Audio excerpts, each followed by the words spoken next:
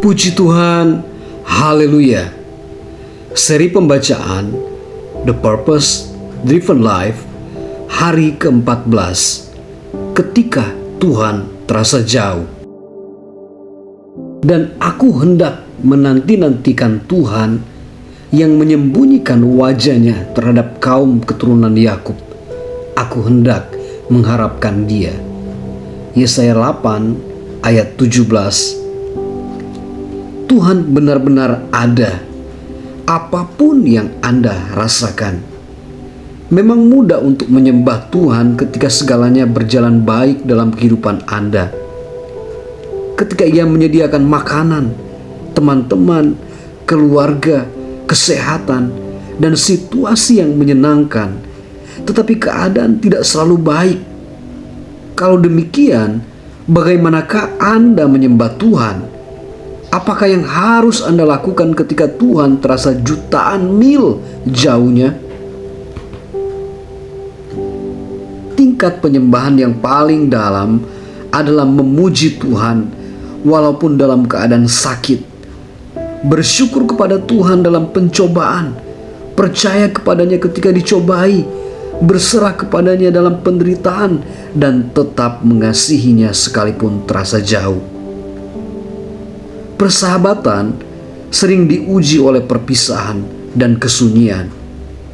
Anda dipisahkan oleh jarak fisik atau Anda tidak dapat berbicara. Dalam persahabatan Anda dengan Tuhan, Anda tidak akan selalu merasa dekat dengannya.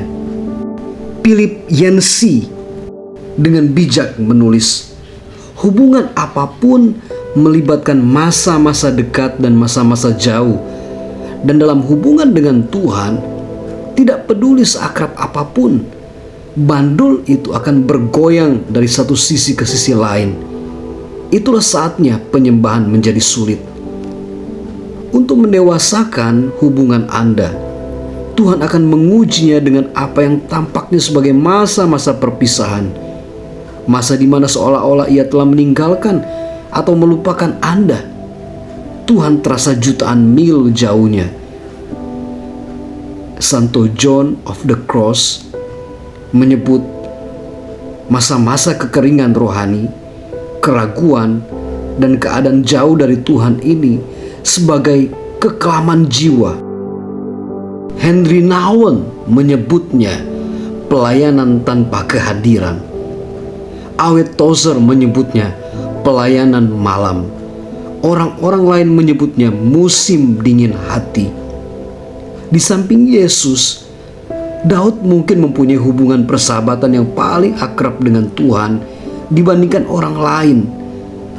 Tuhan senang menyebut Daud orang yang berkenan di hatinya. Tetapi Daud sering mengeluhkan ketidakadilan Tuhan. Mengapa engkau berdiri menjauh dariku? Mengapa engkau bersembunyi ketika aku sangat membutuhkanmu? Mengapa engkau melupakan aku? Mengapa engkau tetap jauh? Mengapa engkau tidak mempedulikan seruanku? Mengapa engkau membuang aku? Tentu saja Tuhan tidak benar-benar meninggalkan Daud, dan Ia juga tidak meninggalkan Anda. Ia telah berjanji berulang kali, aku tidak akan meninggalkan dan melupakanmu. Tetapi Tuhan tidak berjanji engkau akan selalu merasakan kehadiranku. Tuhan bahkan mengaku bahwa kadang-kadang Ia menyembunyikan wajahnya dari kita. Ada saat-saat di mana Ia kelihatannya tidak ada dalam kehidupan Anda. Floyd McClung menjelaskan, Anda bangun suatu pagi dan semua perasaan rohani Anda hilang. Anda berdoa, tetapi tidak terjadi apa-apa. Anda mengusir roh jahat, tetapi itu tidak mengubah apapun. Anda menjalani latihan rohani.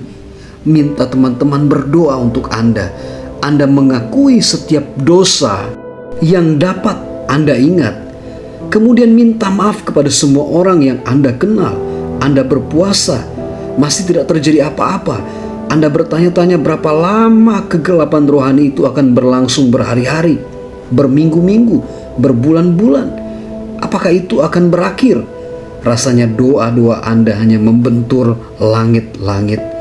Dalam keadaan putus asa, Anda berseru, "Ada apa denganku?"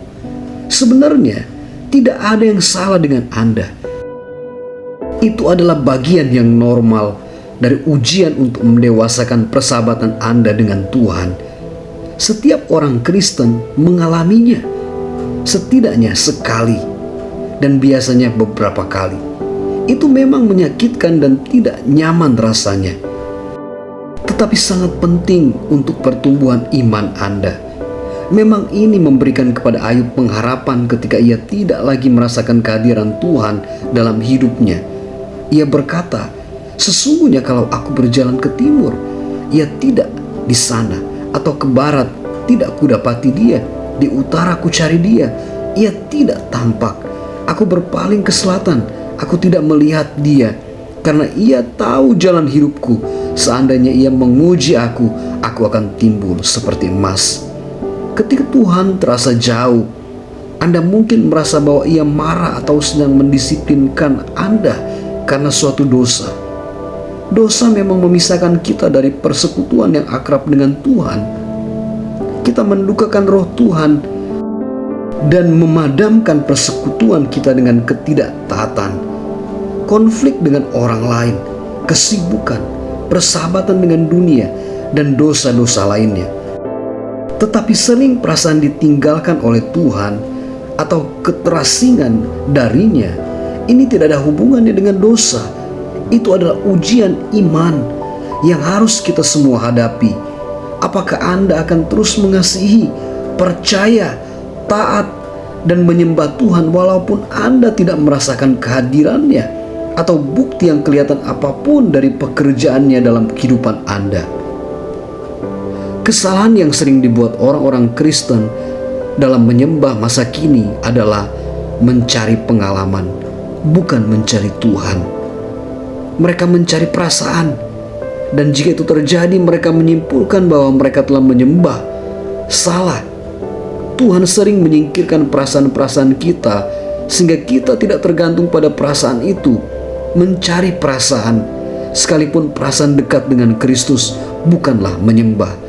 Jika Anda masih seorang baik Kristen, Tuhan memberikan Anda banyak emosi yang meneguhkan dan sering menjawab doa-doa yang mementingkan diri sendiri dan tidak dewasa, supaya Anda tahu bahwa Ia ada. Tetapi ketika Anda tumbuh dalam iman, Ia akan menyapi Anda dari ketergantungan ini. Kehadiran dan manifestasi kehadiran Tuhan adalah dua hal yang berbeda. Yang satu adalah fakta, sedangkan yang lainnya sering adalah perasaan. Tuhan selalu hadir, sekalipun Anda tidak menyadarinya, dan kehadirannya terlalu mendalam jika diukur hanya dengan emosi. Ya, memang ingin Anda untuk merasakan kehadirannya, tetapi Ia lebih ingin Anda percaya kepadanya daripada merasakannya. Imanlah, bukan perasaan, yang menyenangkan hati Tuhan. Situasi yang akan paling mencobai iman adalah saat-saat ketika hidup terasa berantakan dan Tuhan tidak Anda temukan dimanapun.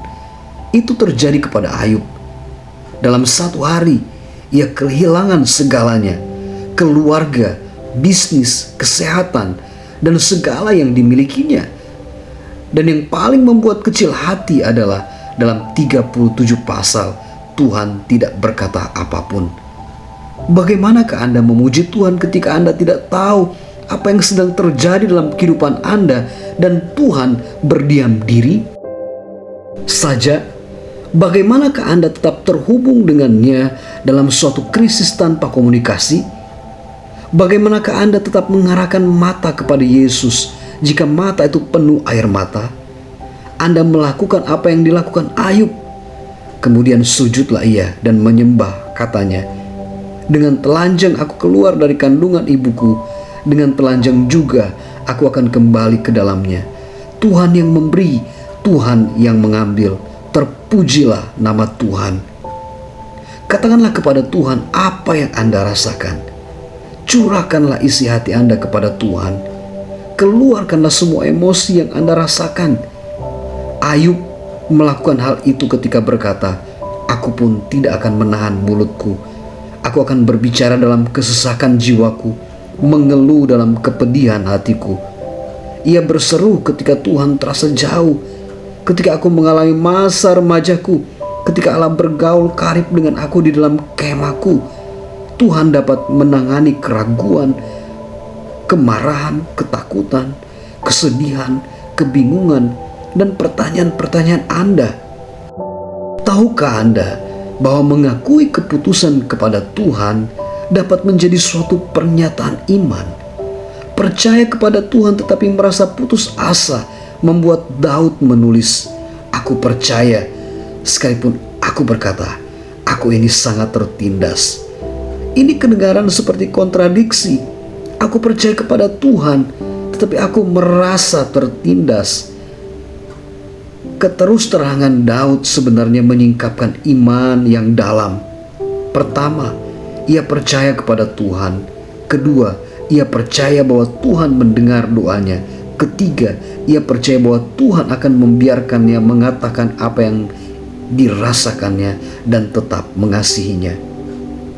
Pusatkanlah perhatian pada siapa Tuhan sebenarnya. Sifatnya tidak berubah. Apapun situasi dan perasaan Anda, berpeganglah pada sifat Tuhan yang tidak berubah. Ingatkanlah diri sendiri tentang apa yang Anda ketahui sebagai kebenaran kekal tentang Tuhan. Ia baik, Ia mengasihiku, Ia menyertaiku, Ia mengetahui apa yang sedang aku hadapi, Ia peduli, dan Ia mempunyai rencana yang baik untuk hidupku. Raymond Edman berkata, "Jangan pernah ragu dalam kegelapan tentang apa yang Tuhan beritakan kepada Anda dalam terang." Ketika kehidupan Ayub hancur berantakan dan Tuhan diam saja, Ayub masih menemukan hal-hal yang dapat dinaikkan sebagai pujian kepada Tuhan. Berikut beberapa pujian Ayub kepada Tuhan dalam keadaan hancur berantakan hidupnya. Bahwa Ia baik dan penuh kasih, bahwa Ia maha kuasa, bahwa Ia mengetahui setiap perincian kehidupanku, bahwa Ia memegang kendali, bahwa Ia mempunyai rencana untuk hidupku, bahwa Ia akan menyelamatkanku. Semua perkataan-perkataan ini tertulis di dalam kitab Ayub. Percaya bahwa Tuhan menepati janjinya. Selama masa kekeringan rohani, Anda harus dengan sabar bersandar pada janji Tuhan, bukan emosi, dan menyadari bahwa Ia sedang membawa Anda ke tingkat kedewasaan yang lebih dalam. Persahabatan yang didasarkan pada emosi memang dangkal. Jadi jangan bingung karena masalah. Keadaan tidak dapat mengubah karakter Tuhan. Anugerah Tuhan masih berlaku. Ia masih berpihak kepada Anda sekalipun Anda tidak merasakannya, dengan tidak adanya situasi-situasi yang meneguhkan. Ayub memegang firman-Nya. Ia berkata, "Perintah dari bibirnya tidak kulanggar, dalam sanubariku kusimpan ucapan mulutnya." Rasa percaya kepada firman Tuhan ini membuat Ayub tetap setia walaupun tidak ada yang masuk akal. Imannya kuat di tengah penderitaan. Tuhan mungkin membunuh aku, tetapi aku masih mau percaya kepadanya. Jika Anda merasa ditinggalkan Tuhan, teruslah percaya kepadanya. Walaupun perasaan Anda kacau, Anda menyembahnya dengan cara yang paling dalam. Ingat apa yang telah Tuhan lakukan untuk Anda. Jika Tuhan tidak pernah melakukan hal lain untuk Anda, Ia tetap saja berhak menerima pujian Anda terus-menerus seumur hidup, karena apa yang Yesus lakukan untuk Anda di kayu salib. Anak Allah telah mati untuk Anda. Ini adalah alasan yang paling tepat untuk menyembah. Sayangnya, kita melupakan rincian penderitaan dan pengorbanan yang Tuhan perbuat untuk kita. Keterbatasan menimbulkan rasa puas. Bahkan sebelum penyaliban, Anak Allah ditelanjangi, dipukuli sampai tidak dikenali, dicambuk, dicemooh, dan dikutuk. dimahkotai duri, dan diludahi dengan dilecehkan dan dicemooh oleh orang-orang yang tidak punya perasaan. Ia diperlakukan lebih rendah dari binatang. Kemudian, dalam keadaan hampir pingsan karena kehabisan darah, ia dipaksa untuk memikul salib yang menyiksa menaiki bukit. Dipakukan di salib itu dan dibiarkan mati pelan-pelan dalam keadaan tersiksa karena disalib. Sementara darahnya terkuras keluar, para pengejek menunggu dan meneriakkan hinaan, menertawakan penderitaannya, dan menentang pernyataannya sebagai Tuhan. Kemudian ketika Yesus mengambil alih semua dosa dan kesalahan manusia ke atas dirinya sendiri, Tuhan memalingkan wajahnya dari pemandangan buruk itu. Dan Yesus berseru dengan keras dalam keputusasaan, "Allahku, Allahku, mengapa engkau meninggalkan aku?" Yesus dapat menyelamatkan dirinya sendiri, tapi jika itu terjadi, ia tidak dapat menyelamatkan kita. Kata-kata tidak dapat menjelaskan kegelapan saat itu. Mengapa Tuhan mengizinkan dan sabar terhadap penganiayaan yang jahat dan mengerikan seperti itu? Mengapa? Agar Anda dapat dilepaskan dari kekekalan dalam neraka, dan supaya Anda dapat menerima kemuliaannya selama-lamanya. Alkitab berkata, Dia yang tidak mengenal dosa telah dibuatnya menjadi dosa karena kita, supaya dalam Dia kita dibenarkan oleh Allah. Yesus menyerahkan segalanya agar Anda dapat menerima segalanya. Ia mati agar Anda dapat hidup selamanya. Itulah yang melayakkan Dia mendapatkan pujian dan ucapan syukur Anda terus-menerus. Jangan lagi bertanya-tanya, untuk apa Anda bersyukur? Hari ke-14, merenungkan tujuanku. Pokok renungan, Tuhan memang nyata, apapun yang aku rasakan.